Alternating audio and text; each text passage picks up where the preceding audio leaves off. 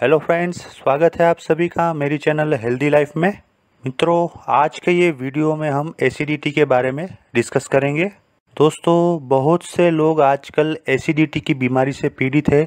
उसके पीछे बहुत सारे कारण हैं, जैसे कि खाने की अनियमितता, होटल का फूड खाना, तीखा एवं मसालेदार खाना खाना, ये सब रहने की आदतें, खाने पीने की आदतें, ये सब एसिडिटी के पीछे कारण होते हैं। अगर आपको एसिडिटी की प्रॉब्लम है और आप चाहते हैं कि फ्यूचर में आपको एसिडिटी की प्रॉब्लम ना हो, तो कृपा करके ये वीडियो अंत तक देखिएगा। एसिडिटी की टोटल इन्फॉर्मेशन, उसका एलोपैथिक और आयुर्वेदिक उपचार, ये सब हम आज के ये वीडियो में डिस्कस करने वाले हैं। पहले तो बात करते हैं कि एसिडिटी क्यों होती है। दोस्तों, हमारे पेट में HCl यानी कि हाइड्रोक्लोरिक एसिड नाम का जो एसिड होता है, उसकी वजह से हमको भूख लगती है।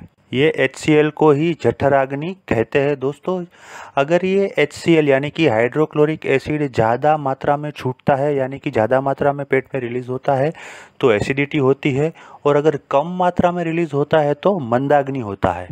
ये बात को एक सिंपल उदाहरण से समझते हैं। दोस्तों, अगर हमने चूल्हे पे कुछ खाना पकाने को रखा है और यदि हम चूल्हा बिल्कुल धीमा रखें या चूल्हा बिल्कुल ना जलाए, तो जो भी खाना रहेगा वो कच्चा होगा। और यदि हम चूल्हे को ज़रूरत से ज़्यादा जला देंगे, यानी कि वो अग्नि की मात्रा ज़्यादा कर देंगे, तो जो भी खाना है वो जल जाएगा। दोस्तों, अगर हम वो पका हुआ यानी कि ज़्यादा पका हुआ जला हुआ खाना खाएंगे, तो उसमें से हमको पोषक तत्व नहीं मिलेंगे। और अगर हम कच्चा खाना खाएंगे तो उसको हम पचा नहीं पाएंगे। इसका मतलब ये हुआ कि मित्रों, वो खाने को पकाने के लिए जितना ज़रूरी है उतना ही अग्नि होना चाहिए। कम अग्नि भी नहीं चलेगा और ज़्यादा अग्नि भी नहीं चलेगा। तभी जाके हम वो खाने को ठीक से पचा पाएंगे और हमारा पाचन तंत्र उसमें से न्यूट्रिशन को एब्जॉर्ब कर पाएगा। और ठीक से पचे हुए खाने में से हमारे शरीर में सप्त धातु बनती है और उसमें से हमारा शरीर ठीक तरह से काम करता है। अब समझते हैं कि एसिडिटी में क्या होता है।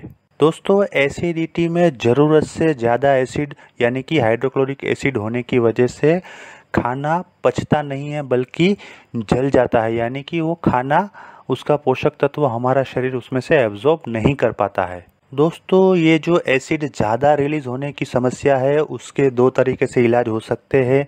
एक इलाज ये है कि एसिड कम छूटना शुरू हो जाए, यानी कि जो एसिड जितना छूटना चाहिए उतना ही छूटे। और दूसरा इलाज ये है कि जो ज़्यादा छूटा हुआ एसिड है उसको डाइल्यूट कर देना है। ये दोनों तरीके से एसिडिटी से बच सकते हैं। अभी हमको पता कैसे चलेगा कि हमको एसिडिटी हुई है? तो दोस्तों, आयुर्वेद में दो प्रकार की एसिडिटी की बात की गई है। एक होती है ऊर्ध्व एसिडिटी और दूसरी होती है निम्न एसिडिटी। ऊर्ध्व एसिडिटी में हमको पेट के ऊपर के भाग में यानी कि छाती के भाग में अगर जलन होती है, तो हमको समझना है कि हमको ऊर्ध्व एसिडिटी हुई है। और अगर हमको आंत के भाग में यानी कि पेट के नीचे के भाग में जलन होती है या शौच जाने के टाइम पे भी नीचे के भाग में जलन होती है, तो समझना है कि हमको निम्न एसिडिटी यानी कि पित्त का प्रकोप हुआ है। ये उसके लक्षण हैं। अब देखते हैं कि एसिडिटी दूर करने के लिए एलोपैथी में कौन सी दवा है। मित्रों, अभी लेटेस्ट एलोपैथिक दवाओं में एसिडिटी के लिए ओमिप्रेजोल है, रेबिप्रेजोल है, वगैरह दवाएं हैं। ये ग्रुप की दवाएं एलोपैथी में एसिडिटी के लिए दी जाती है। आप कोई भी गैस्ट्रोलॉजिस्ट के पास जाएंगे तो मोस्टली वो यही दवा देंगे। ये आपको गोली सुबह खाने से पहले यानी कि नाश्ते से पहले एक गोली लेनी है और उसकी इफेक्ट आपको 24 घंटे तक रहेगी। दोस्तों, ये एलोपैथी दवा कैसे काम करती है वो देखते हैं। तो दोस्तों, ये एलोपैथी दवाई हमारे बॉडी में जो प्रोटॉन पंप है उसमें एसिड का सीक्रेशन कम कर देती है, यानी कि एसिड का उत्पादन कम कर देती है, जिसकी वजह से एसिडिटी कंट्रोल में होती है। और जो पहले ज़्यादा एसिड रिलीज होने की वजह से दिक्कत होती थी वो अब कम हो जाएगी। और एसिड एकदम योग्य मात्रा में रिलीज होने से हमारी जो छाती के भाग में जलन और पेट के नीचे के भाग में जलन की समस्याएं होती थी वो दूर हो जाएगी और हमारा खाना एकदम ठीक तरीके से पच जाएगा। तो दोस्तों, ये थी एसिडिटी की एलोपैथिक दवाई के बारे में जानकारी।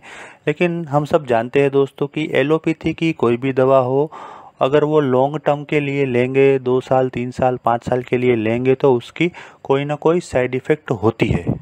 इसके विपरीत आयुर्वेद में जो एसिडिटी की दवाई बताई गई है उसकी कोई साइड इफ़ेक्ट नहीं है, ज़ीरो साइड इफ़ेक्ट है। मित्रों, अगर आपको आयुर्वेद में जाना है तो एसिडिटी के लिए आपको आयुर्वेद की दुकान में अविपत्ति करी चूर्ण मिलेगा। ये चूर्ण आप एसिडिटी के लिए ले सकते हैं। दोस्तों, ये अविपत्ति करी चूर्ण आपको सुबह ठंडे पानी के साथ नाश्ते से पहले और शाम के टाइम पे खाने से पहले 1 चम्मच ठंडे पानी के साथ खाना है। ये चूर्ण आपको खाने से 1 घंटे पहले लेना है। दोस्तों, और एक उपाय आपको मैं बताता हूँ। दोस्तों, रात को एक बाउल में हमको 8 से 10 पीस सूखी द्राक्ष यानी किशमिश बोल सकते हैं, और अगर उसमें भी काली किशमिश मिले तो वो सबसे बढ़िया है, उसको भिगो देना है। ये द्राक्ष को पूरी रात पानी में भीगने दीजिए।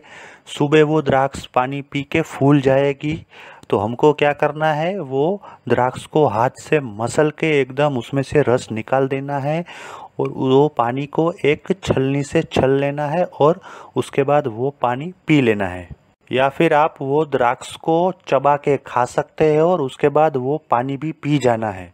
ये करने के बाद आपको 1 घंटे तक चाय भी नहीं और नाश्ता भी नहीं, कुछ खाना या पीना नहीं है। दोस्तों, याद रहे कि ये द्राक्ष का पानी हमको खाली पेट पीना है।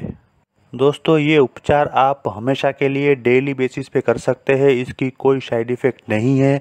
इसके उपयोग से आपको एसिडिटी परमानेंटली ख़त्म हो जाएगी। ये उपचार की मदद से आपको एसिडिटी से भविष्य में होने वाले खतरनाक रोग जैसे कि हाइटस हर्निया, अल्सरेटिव कोलाइटिस वगैरह जैसे रोग से हम बच सकते हैं, और उसके बाद होने वाले कोलोनिक कैंसर यानी कि आंत्र के कैंसर से भी हम बच सकते हैं। दोस्तों, आयुर्वेद कहता है कि आयुर्वेदिक दवा के साथ हमको खाने पीने में भी कुछ चीज़ों का ध्यान रखना है।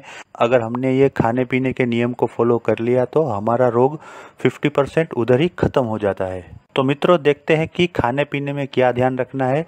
नंबर 1 है, हमको हर एक प्रकार की खट्टी चीज़ से दूर रहना है हमेशा के लिए। हाँ, लेकिन आप केवल आंवला खा सकते हैं। आंवले का खट्टापन एसिडिटी के लिए हानिकारक नहीं है। मसाले वाला तीखा तला हुआ खाना हमेशा के लिए छोड़ देना है। ये हो सकता है कि आप कभी एक आध दिन कोई पार्टी में गए और वहाँ पे आपको मजबूरी में कुछ तला हुआ मसालेदार खाना पड़े, तो उससे ज़्यादा फर्क नहीं पड़ेगा, बट आपका ये डेली रूटीन नहीं होना चाहिए। नंबर 3, कभी भी पेट पूरा भर के खाना नहीं खाना है। हमेशा थोड़ा सा भूखा रहना है और दिन में 3 से 4 बार थोड़ा थोड़ा करके खाना खाना है। 4-4 घंटे के डिस्टेंस पे हम थोड़ा थोड़ा खाना खा सकते हैं। दूसरा, हम जो पहले ही बता चुके हैं अपने लास्ट वाले वीडियो में कि खाने के तुरंत बाद कभी भी पानी नहीं पीना है। मिनिमम 1 घंटे के बाद ही हमको पानी पीना है। उसके बाद दोस्तों, और एक नियम ये है कि खाना खाने के तुरंत बाद हमको सोना नहीं है। खाने के बाद या तो आप वज्रासन में बैठ सकते हैं या 20 मिनट के लिए वाम कुक्षी कर सकते हैं। दोस्तों, वाम कुक्षी का मतलब है लेफ्ट साइड करवट लेके रेस्ट करना।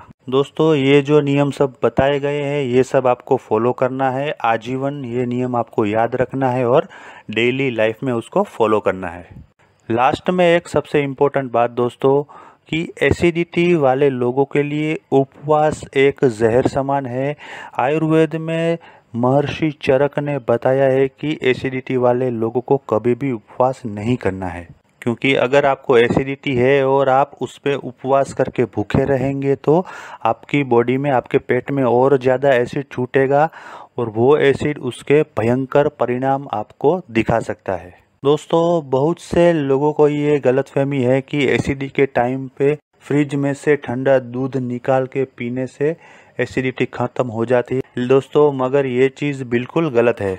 तो दोस्तों, अगर आपको जलन सी महसूस होती है तो आपको ठंडा पानी पीना है, लेकिन ठंडा दूध बिल्कुल नहीं पीना है, क्योंकि अगर हम दूध में नींबू निचोड़ेंगे यानी कि साइट्रिक एसिड डालेंगे तो वो भी एसिड बन जाता है। तो दोस्तों, मैं ये आशा करता हूँ कि इतनी लंबी चर्चा के बाद आपके मन में एसिडिटी क्या है, उसको कैसे कंट्रोल में रखना है, उसके एलोपैथिक एवं आयुर्वेदिक उपाय क्या है और क्या क्या खाने पीने के नियम हैं, ये सब नियम क्लियर हो गए होंगे। यदि आपको ये वीडियो पसंद आया है तो लाइक कीजिए, कमेंट कीजिए तथा अपने दोस्तों और परिवारजनों में इसे शेयर कीजिए। और यदि आपने मेरे चैनल को अभी तक सब्सक्राइब नहीं किया है तो कृपा करके इसे सब्सक्राइब कीजिए और बाजू में दिए गए बेल आइकॉन यानी कि घंटी के बटन को दबा दीजिए, जिससे आने वाले मेरे सभी वीडियोस की आपको इंस्टेंट नोटिफिकेशन मिलेंगी। तो दोस्तों, अगले वीडियो तक नमस्कार, बाय बाय, थैंक यू।